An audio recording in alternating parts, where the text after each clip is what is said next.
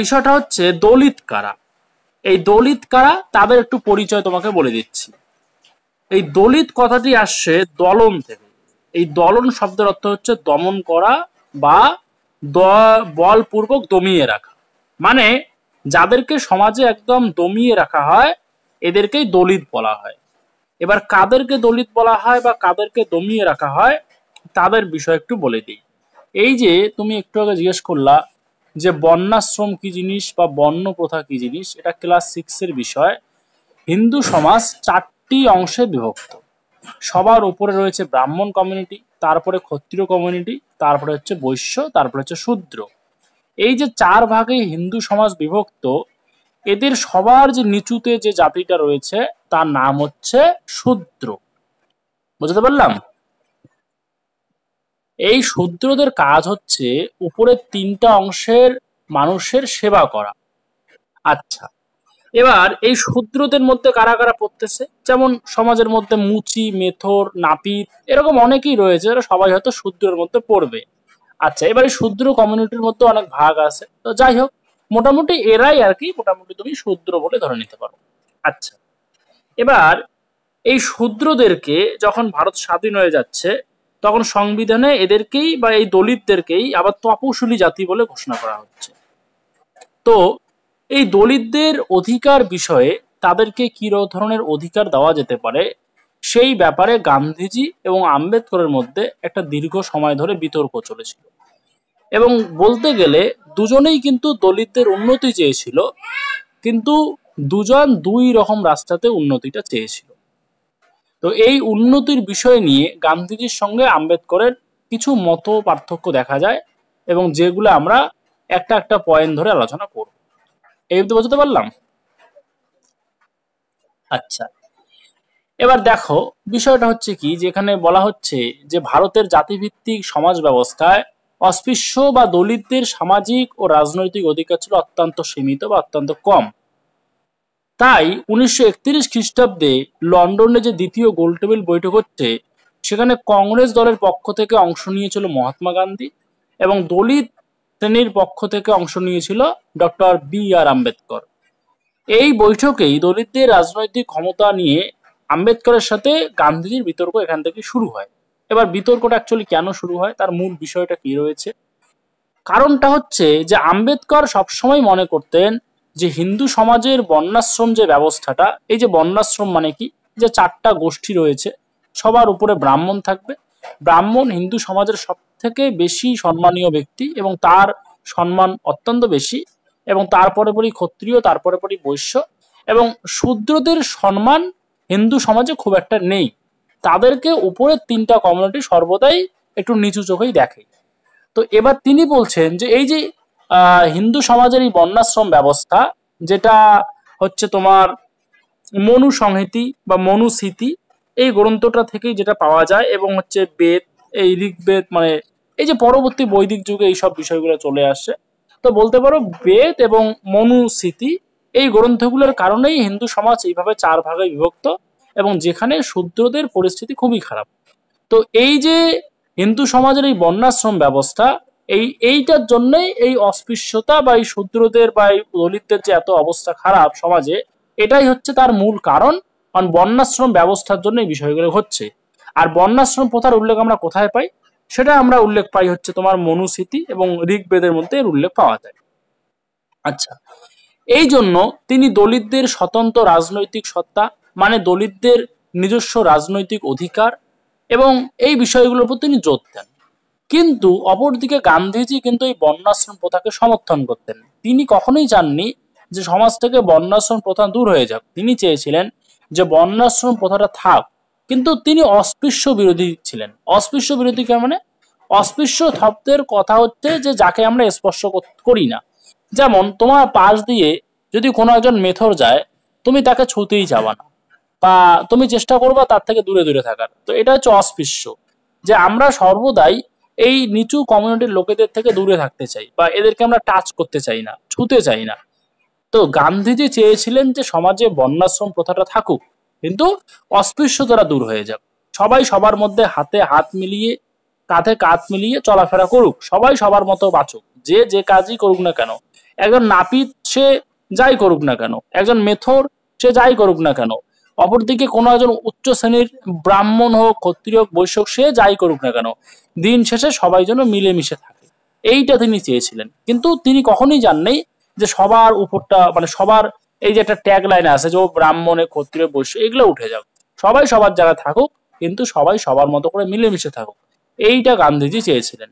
অপরদিকে আম্বেদকর চেয়েছিলেন যে সমাজ থেকে পুরোপুরিভাবে বর্ণ প্রথাকে ধ্বংস করতে এবং সবাই সমান হবে।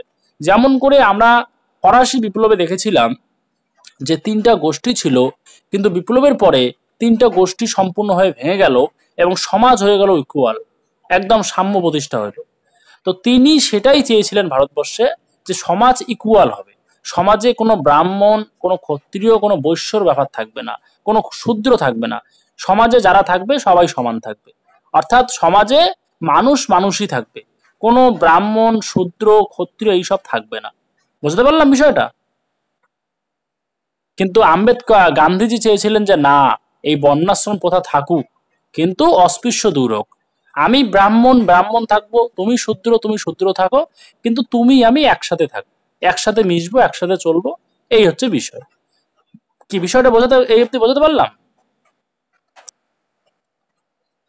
আচ্ছা, এবার কাজেই এই জন্য গান্ধীজি অস্পৃশ্যতা নিবারণ আন্দোলন শুরু করেছিলেন এবং দলিতদেরকে মন্দিরে প্রবেশ করার অধিকারও তিনি দেওয়ার চেষ্টা করেছিলেন।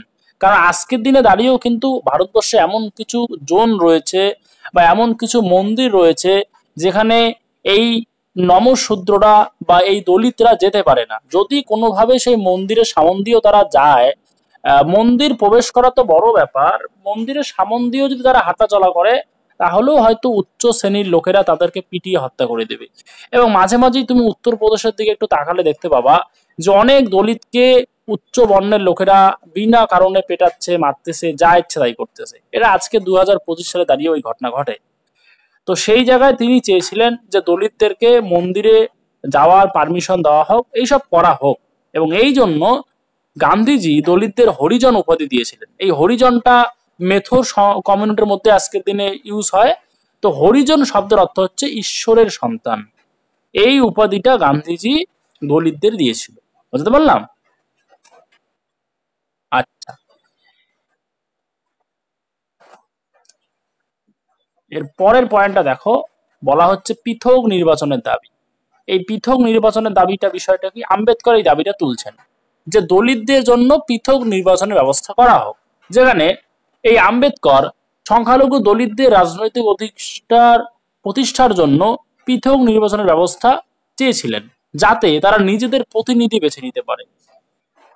বিষয়টা হচ্ছে কি, দেখো এই জিনিসটা বুঝাই দেই যে দলিতরা হিন্দু সমাজেরই একটা অংশ। এবার তারা ভারতের গোটা অংশেই ছড়িয়ে ছিটিয়ে রয়েছে। এই দলিতরা কিন্তু কোনো এমন না যে ভারতের এই এলাকার মধ্যে শুধু দলিত আছে, এমনটা নয়। দলিতরা গোটা ভারতেই রয়েছে, কিন্তু সংখ্যালঘু, দলিতদের সংখ্যা খুবই কম। এবার বিষয়টা হচ্ছে যে তারা ভোটের সময় ভোট দেয়, ভোটের সময় যে কোনো ব্যক্তি ভোটে দাঁড়াতে পারে, দলিত টিকিট পেলে পেলেও, না পেলে নাই, অন্য কোনো উচ্চবর্ণের লোকেরা ভোটে বেশিরভাগ ক্ষেত্রেই দাঁড়ায়। এবার তাকে একজন দলিত ভোট দিল, কিন্তু ভোটে জেতার পরে সেই নেতা কিন্তু দলিতদের হয়ে একটা শব্দ উচ্চারণ করে না, বা দলিতদের কোনো উন্নতির জন্য কিছুই বলে না।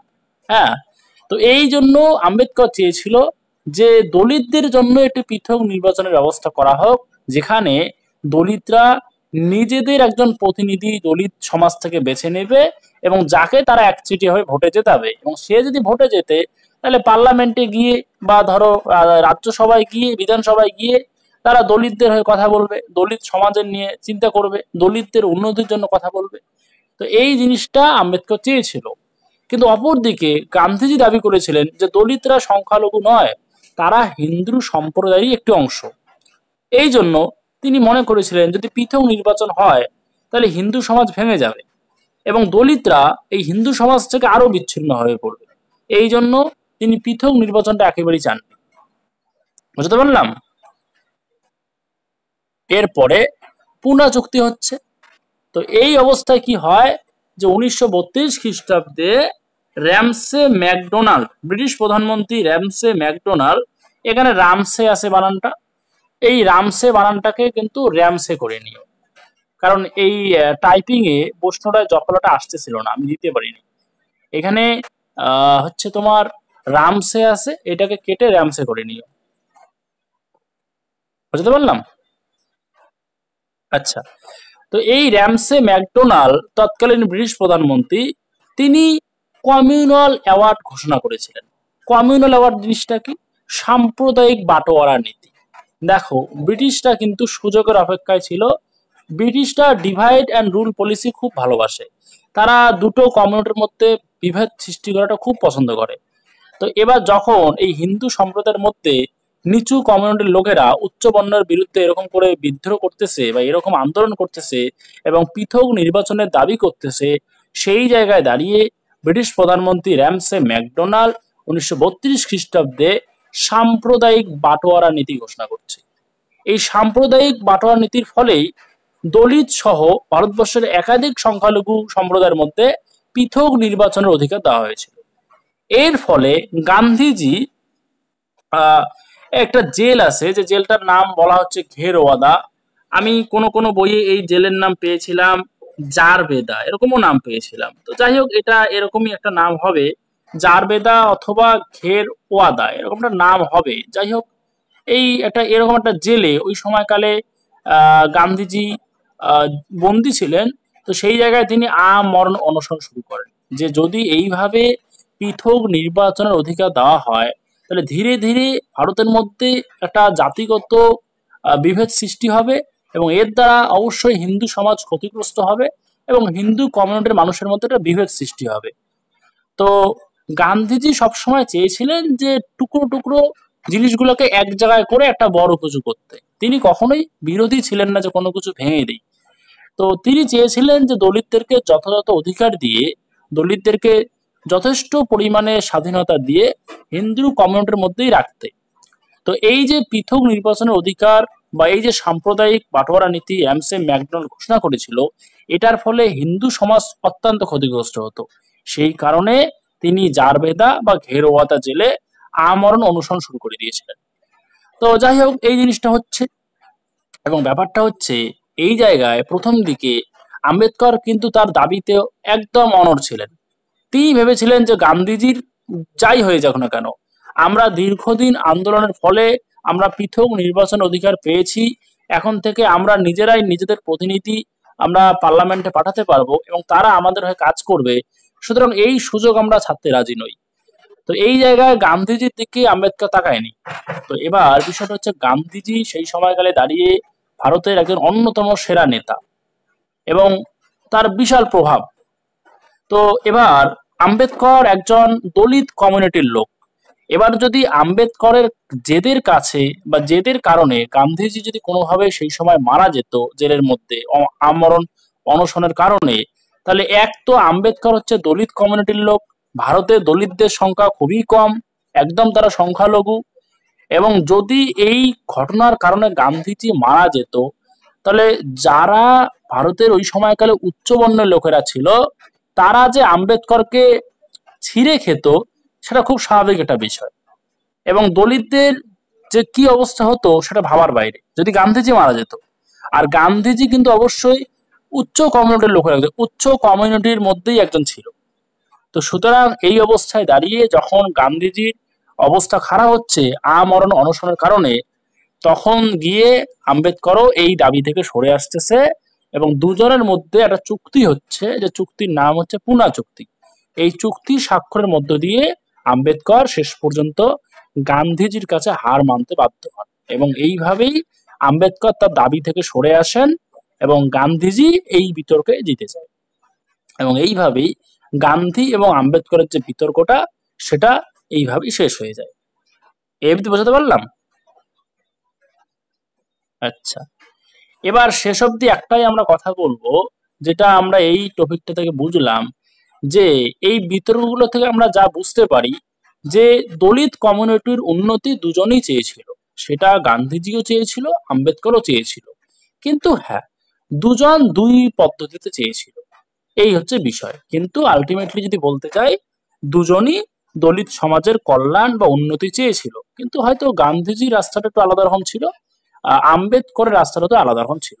কিন্তু এটা আমরা বলতে পারি না যে দলিত সম্প্রদায় সম্বন্ধে গান্ধীজি উন্নতি চাননি বা তার দলিতদের নিয়ে কোনো চিন্তা ছিল না, অবশ্যই ছিল। তার রাস্তাটা এত আলাদা ছিল, আম্বেদকর রাস্তাটা আলাদা ছিল। তো আলটিমেটলি বলতে গেলে দলিত কমিউনিটি বিষয়ে দুজনেরই মনোভাব যথেষ্ট ভালো ছিল। এবং যখন ভারত স্বাধীন হলো, ভারতের সংবিধানে দলিতদেরকে অগাধ ক্ষমতা দেওয়া হয়েছে। আজকের দিনে দাঁড়িয়েও দলিতদেরকে রিজার্ভেশনের মধ্যে রাখা হয়েছে এবং তাদেরকে তপশিলি জাতি হিসেবে ঘোষণা করা হয়েছে এবং অনেক সুযোগ সুবিধা তাদেরকে দেওয়া হয়েছে।